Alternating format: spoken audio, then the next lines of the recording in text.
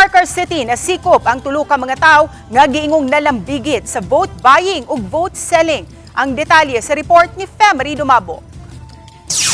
Usa ka 44 anyos nga lalaki nga midawat sa kwarta lakip ng sample balot sa mga kandidato sa Carcar City ang gidakop.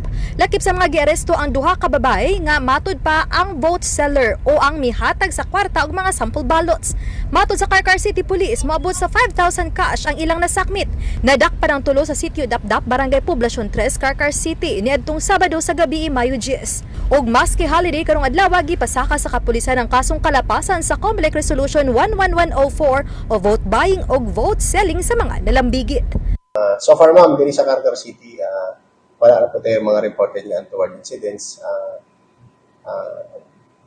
Peaceful ra, generally peaceful lang, ang election diri sa Carcar City. O Baniclans Gabuti Nogrod, Prado, ako si Femery Dumabo. Balitang Bisdak, dapat totoo para sa election 2025.